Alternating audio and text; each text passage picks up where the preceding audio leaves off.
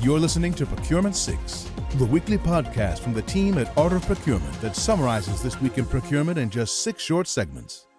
Hi there, my name is Philip Heitzen, and today is Friday, May 17th, 2024. 6. How is the procurement community currently feeling about AI?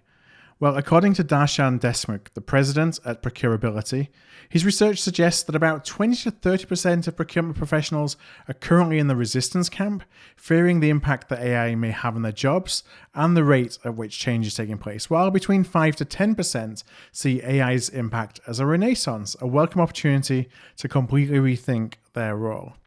Now, if you're in that resistance camp, and that is completely understandable, I do encourage you to explore as much as you can about the potential for generative AI and consider what you can do to position yourself as someone driving the change rather than someone being impacted by the change.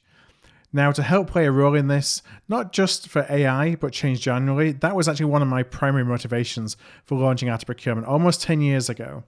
My perspective, and this is the time when I was really looking at this through the outsourcing lens, was always that if you really play a role in being the driver of change, then if you are still impacted, there's going to be a lot of companies that will want to help you show them how you did it, and you will be in demand for a long time to come. 5.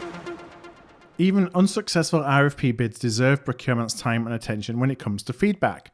But what does good feedback really mean, and how can procurement provide this when they're already stretched thin? In this special solo episode of the Art of Procurement podcast, I talk about the power of good feedback and why procurement should dedicate some time and energy to it, and then how can we actually do that in a timely and efficient way. There's one thing that you can do that really creates a positive ROI for a respondent even if they lose. One thing that will increase the chances that you receive the best RFP responses possible. They put as much time as they possibly can into this RFP response and to compel as many that you invited to participate in the process. And that one thing, that's feedback. Now, I don't mean feedback that says you were too expensive or your submission wasn't as strong as other participants. I mean offering real, meaningful feedback that really creates a learning opportunity for the respondent, helps them provide a more impactful response next time, whether that's to you or whether that's to somebody else. So feedback can be things like, what did you like about the proposal? What could be improved upon? Did the RFP change your opinion on the respondent, positively or negatively? And why was that? What did you feel about the overall technical solution? What did you feel about their ability to deliver the solution that they proposed? How did the commercials stack up for you? Did you feel a cultural fit with the people that you met? And maybe what are some of the key differentiators that made you choose an alternative?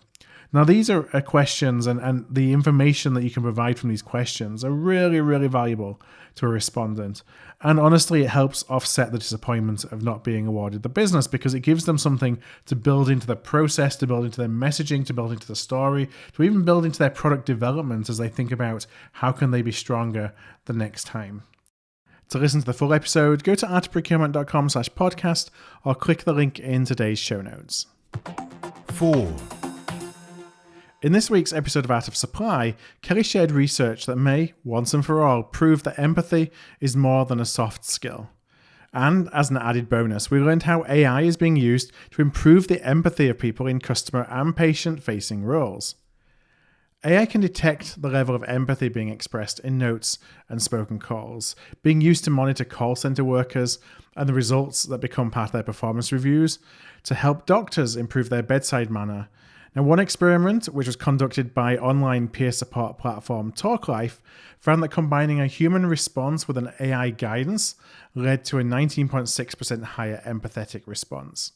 That's a significant impact and improvement, and you have to think that over time, the people would learn to be more empathetic than even when the AI wasn't assisting them just out of the habit. So could AI actually help us become more human? Well, maybe so. To hear the full episode, go to artofprocurement.com/supply or subscribe to Art of Supply wherever you listen to podcasts. This is Procurement 6 from Art of Procurement. To get notified every time an episode is published, go to artofprocurement.com/subscribe.